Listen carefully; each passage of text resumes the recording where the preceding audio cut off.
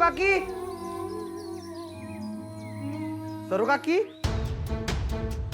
बंड्या असं अचानक? काय नाही, सरू काकींना बघायला आलतो. सरू काकी, अहो रडायला काय झालं? तुम्ही कमळीचं टेन्शन घेतलंय ना? अजिबात घेऊ नका, आपली कमळी एकदम ठीक असणार आहे. बरं, पण जवळ माझ्या कमळीला मी माझ्या डोळ्याने बघत नाही ना, तवर जीवन जीव नाही यायचं माझ्या.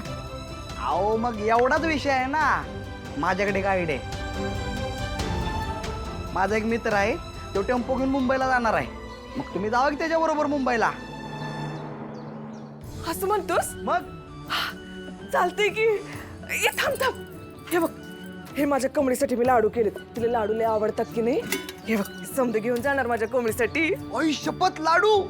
ए, तुझ्यासाठी नंतर करेन मी. हे माझ्या कमळीचे आहेत. हे घेऊन जाणार आणि हा हे बघ, हे बघ, हे 2 ड्रेस बी घेतलेत माझ्या कमळीसाठी. छान आहे ना?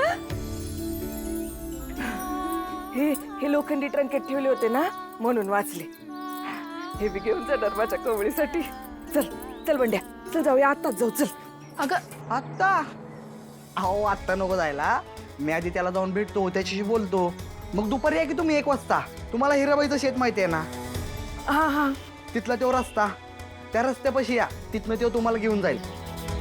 असं म्हणतोस? चालतंय, चालेल, मग मी येतो तिकडं. आणि सरू काकी, तुम्ही स्वतःची पण काळजी घ्या बरं.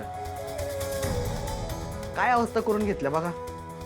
काकी, अजिबात काळजी करू नका.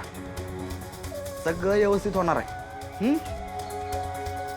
मी जातो त्याकडे आणि बोलतो त्याशी. वय वय, तू जा आधी, जा लवकर. येतो. वर्षी, आता मी माझ्या कोंबडीला भेटणार ग.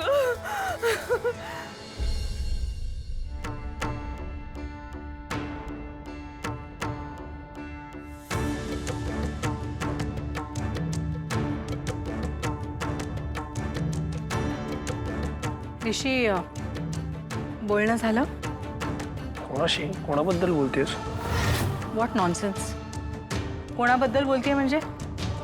याचा अर्थ मी जे बोलते त्याच्याकडे तुझं लक्ष नसतं, राईट? अय्या, कॉलेजच्या कामात बिझी आहे मी. जरा प्लीज क्लिअर सांग, काय म्हणतेस तू? नाही, बरोबर आहे. माझ्या बोलण्याकडे तुझं लक्षच नसतं. तुझं लक्ष तुझ्या स्टुडंट्सकडे, त्या कबड्डी टीमकडे. अरे हो, मी हिला कसं विसरली, तुझी वहिनी.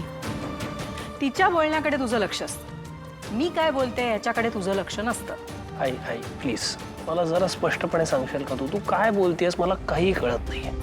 तुला मी रिधिमाशी बोलायला सांगितलं होतं. अच्छा, ते नाही, ते जरा डोक्यातनं निघून गेलं. सॉरी. एक मिनटं. व्हॉट डू यू मीन डोक्यातनं निघून गेलं?